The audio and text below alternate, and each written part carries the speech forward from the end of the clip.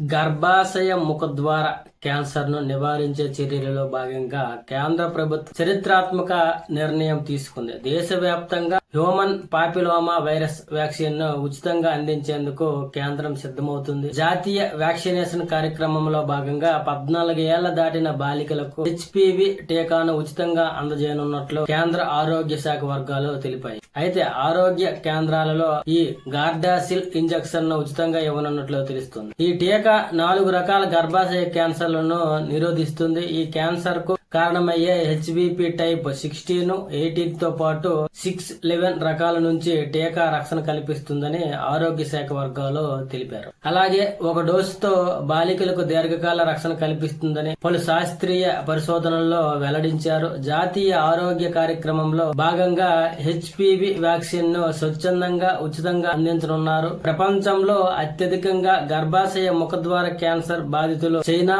America తర్వాత భారత్ లోనే ఉన్నారు.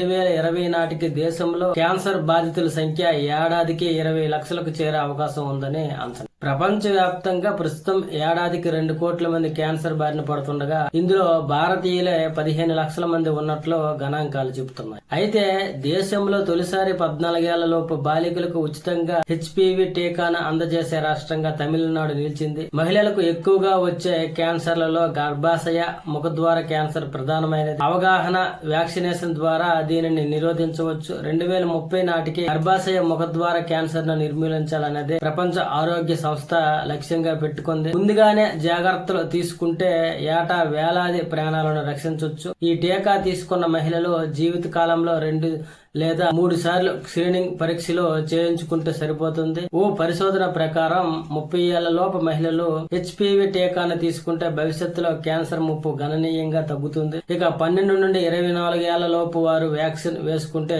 జీవిత కాలంలో కేవలం 2 నుంచి 3 సార్లు మాత్రమే స్క్రీనింగ్ పరీక్ష అవసరమవుతాయి.